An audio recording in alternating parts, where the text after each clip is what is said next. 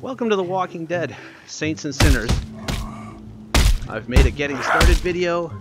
I've made a tips and tricks video. Now we're going to make a more tips and tricks video.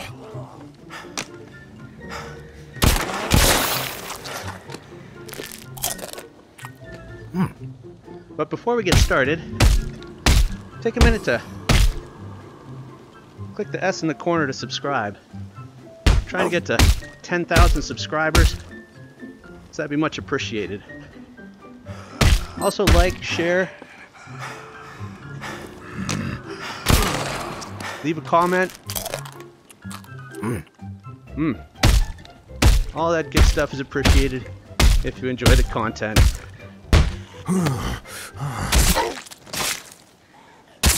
Alright, let's talk about bus decor. A lot of viewers have asked me about this shelf here. So what you do is you shoot a couple arrows into the wall and then you lay some boards across them. That's it. Get these boards from boarded up passageways at locations. Just stick them over your shoulder or in your pack. They count as long weapons. There's kind of two sizes. The long ones here, and then there's a shorter one. So go for the long ones. They also work as weapons. You know, you can brain walkers with them, so there's that in a pinch. But there you go. And while we're talking about boards, if you want to save on weapon durability, just bash the lower board or the lower two boards on a passageway. Then you can crouch down, go in, and it'll prevent walkers from getting in still. And you save a couple hits on your weapon. Another way to create shelves is with these chalices from Memorial Lane. So go to the Red House in Memorial Lane, grab yourself some chalices, maybe the MVP chalice, stack them up with some boards, and you got yourself a nice display shelf. So let's see, the bus differs a bit between the Quest and the PCVR version. So you're going to have you know, different surfaces that you can put shelves on, and you'll just have to experiment.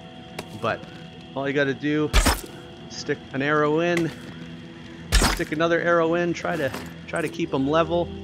And then this is actually one of the short boards, but it'll work. And you just throw a board on. You can stack them up, do a bunch of shelves, anything you like. Whatever you want to do to pimp your bus. Another handy tip is that you can actually throw items into your chest here. You don't have to place them in a specific slot, so just toss them in and you'll see that they pop up in the next available slot. So it makes it really easy when you're recycling to just toss other things in there, and it'll hold anything that goes in a pack slot. So just not long weapons, but it'll hold, you know, pistols and knives and stuff. Let's talk about salvage material.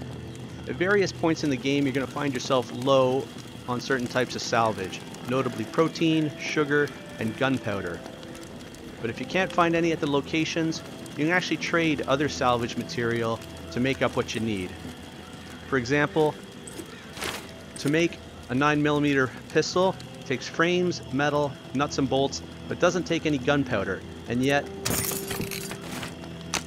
it comes with a full magazine of 16 rounds. So we can then scrap this weapon to reclaim some of the other salvage material while making ourselves some ammo. And that's going to work for the AR, which comes, I believe, with 30 rounds. And it's also going to work with the revolvers, which you want to unload them over a table. A bit more time consuming, but you can recover those rounds if you are in dire need. While we're talking about guns, you can also pistol whip with the revolver or the 9mm, any of the revolvers. Just hit walkers or patrols in the head, in the temple with the butt of the pistol. And if you hit the right spot, it can be a one shot. If you don't hit the right spot, you can take 2 or 3 shots. And infinite durability. So even if the gun breaks to nothing, you can still just pistol whip with the frame. Another item dealing with guns is the fire selector switch on the AR. So best switch is on single fire. You've got fully auto, 2-round burst, and then single fire. But just keep it on single fire. The tricky thing is that this will reset every time you travel. So when you get to a location, if you have an AR, remember to take it out, switch it to single fire. With enough experience, you can do single fires when it's actually set to burst or fully auto by just timing your trigger pull. But if you're not concerned with that, just switch it to single fire. You're going to conserve ammo. It's going to work a lot better for you. Another item about gun talk is a little known fact that you can rack the Nova with one hand, which is the obviously better way to do it. Alright, back to salvage loops. So we did gunpowder or ammunition, so you can generate ammunition by just building weapons, taking the magazine, taking the ammunition out, and then scrapping those weapons again. For sugar, you can make nutria stew. You can see it doesn't take any sugar to make. So I'll build one of those, and you can just see it right here. It's going to give us 3 sugars if we scrap it. So if you need sugar, just make some nutria stews and then scrap them. Now that's assuming you have protein. Now to build up your protein, you can make jambalaya and then scrap it. You can see here it takes 2 proteins to make. And yet somehow we can scrap it for 3. So that's going to take some time to do that loop. But if you're low on protein, just make and scrap jambalaya, and you'll be gaining 1 protein every time you do. So you can just crank them out, fill your pack, go to your recycling bin, and scrap them. I haven't done an exhaustive search of all the salvage loops available. But do some experimenting. Let me know in the comments if you find another salvage loop. But there you go. Make ammunition, sugar, and protein as much as you like.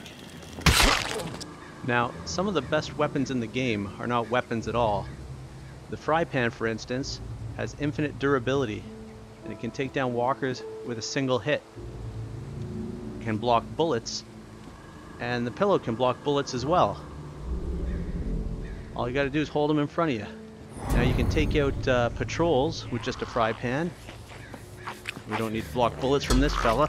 If you hit the right spot, which is usually by the temple, you can take him down in 1 hit. Otherwise it takes 3. It doesn't take any stamina either.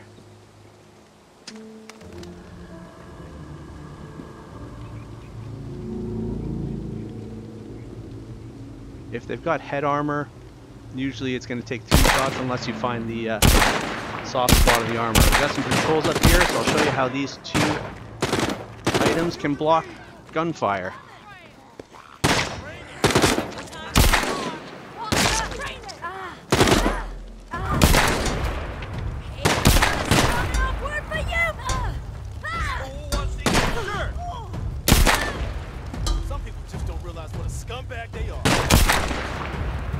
Not my pillow. Let's take this asshole down. Yeah. Some people just don't realize what a scumbag they are. So, fry pan and pillow, deadly combination. Over here, friend. I don't see anything.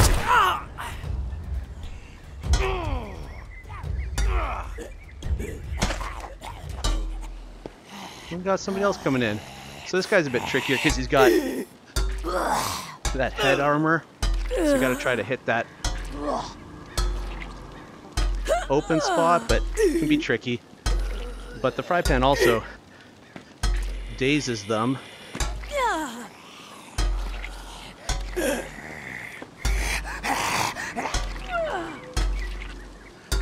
So you can take your time. There we go. I give you the fry pan and the pillow. So one thing most of you probably know is that you can get up on cars to get away from walkers. Best thing to do is to get up on the hood, so you don't have to do kind of a weird crouch to get up over the trunk onto the roof. Now, you can either kill all the walkers, but sometimes you don't have any weapons when you're in this position and you're really just interested in running. So what you want to do then is you can actually still grab them and kind of throw them around to the side of the car that you want. Like that way, that way. Right, let's get them all over here. Right? So now we got them over on this side of the car. We can start planning our escape. So what I like to do, if I'm really in a pinch, is we'll grab a Nutri-Stew in our hand, and we'll just start sprinting. And we can chug while we sprint. And we can get miles away. And then they should lose the trail, so to speak. We'll go cower in a corner. So along the same lines as getting up on cars, you can get up on dumpsters. Usually that's it. You can kind of maybe get a little raise up on some other things, but these are mostly the only things you can get up onto. There is one rooftop, aside from this garage here, that you can get up onto, and that's the Blue Mansion rooftop in the Shallows. So once you're on top of these things, you want to just recover and then plan your escape, maybe check the map, whatever you need to do, because walkers are eventually going to gather around you and your situation is going to get worse. So just do what you need to do to recover and plan your next move. And then head out. Let's talk about knives for a second. One thing I learned from a viewer is that you don't have to do a big swing. You can actually just place the knife where you want it to go. Take your time. And then shove it in. And that works especially well against armored walkers, where you have to find that chink in the armor. So you can line it up and then give it a shove.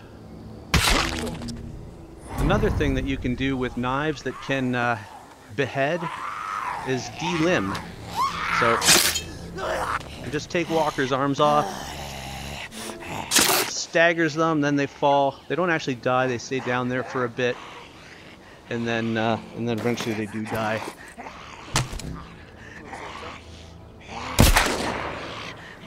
He's looking at me funny. That was that one dying. So what's interesting about this is that for sick walkers, you don't want them dying right in front of you. So if they get up too close and you do have one of these weapons, you can actually delimb them. And their heads won't explode. They'll just fall down. And then as long as you leave that area before their head explodes, you don't get the sickness. So if one of those sick ones is rushing up on you and you got a cleaver, just take the arms off. Down it goes. So the physics in this game are pretty robust. If you can get a knife into a walker's head with any sort of momentum, it's going to brain them. So you can do some fun stuff, like what I like to call the hangover.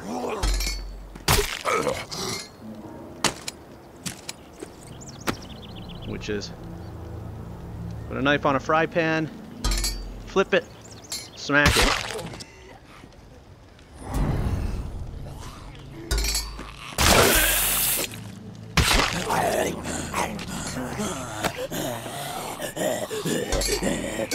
Order up.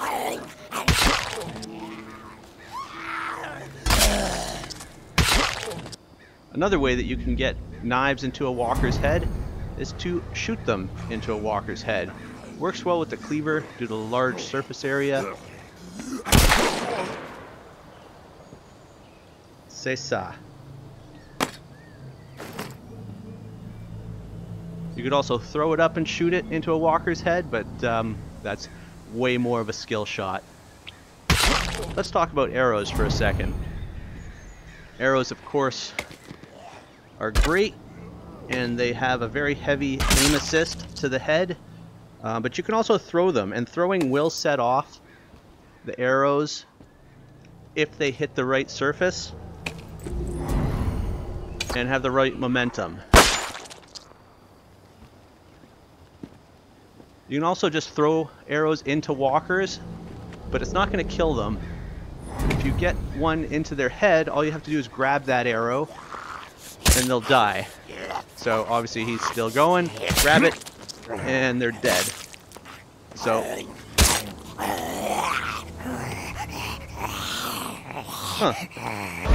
that! Haven't had that happen before. I guess maybe that one wasn't deep enough. There she goes. So if your bow's about to break and you don't have any weapons, you can actually just use arrows as weapons. So if your bow's like glowing red, you're running out of time, instead of firing the arrows, which will break your bow and then you won't have access to the arrows anymore, you can just keep plucking arrows from wherever they come from, I guess, and then using them as weapons. The downside to that is that you have to do it one-handed, because as soon as you put your bow away, you're not going to have access to the arrows anymore. I guess you could sling your bow and still use one arrow, which is useful against the armored walkers, but you do need your bow out to grab another arrow.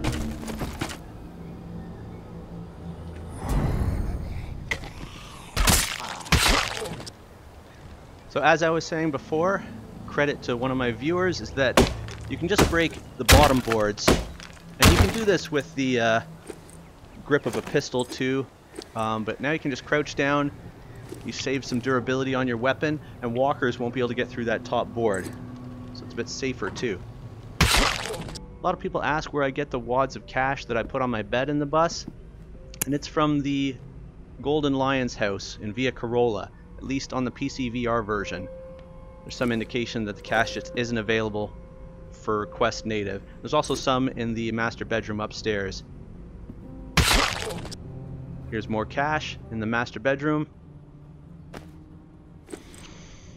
Sweet. So let's talk a bit about explosives.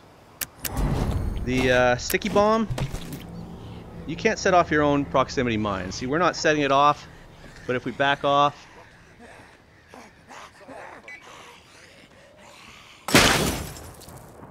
they set it off.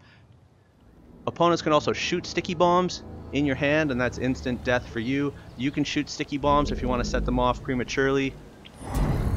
And then I guess some of the other explosives are nail bombs here, but let's just take care of old Mr. Fly is there. So nail bombs, you can do some interesting stuff. You can kind of daisy chain them. You can set them off again with by shooting them. You can stack them. You can put them in a line and they will set each other off.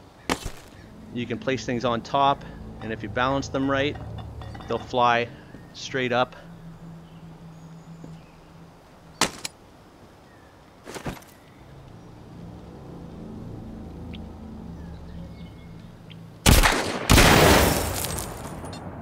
Well, it didn't fly straight up, but you can experiment with that.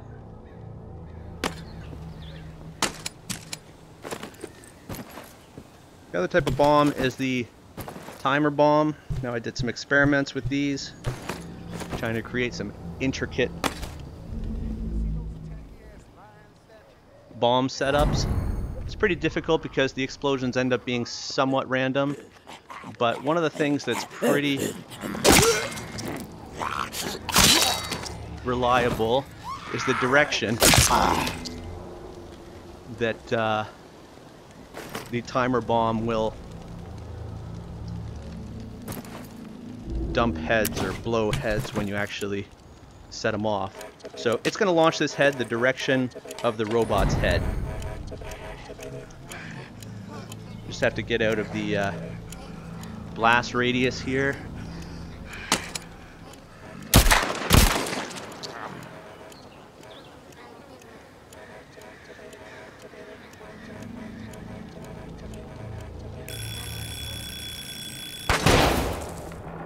So you set off in the direction of the robot's head. So in that sense, you can kind of try to direct where a head might explode to. I did that for some batting practice. So the last thing we're going to talk about while the bells are ringing is cigarettes. Todd's cigarettes. Don't try this at home, kids. So you can light cigarettes with a lighter, or you can light them with bullets. And then once lit, you can actually light another cigarette with them. If you haven't already, take a minute to click the S in the corner to subscribe. I'm trying to get to 10,000 subscribers, so that'd be much appreciated. Also like, share, leave a comment. Let me know what you think of the video or the game. Any tips or tricks you have for saints and sinners, or ideas of what we could do at locations. Thanks for watching, and we'll catch you next time.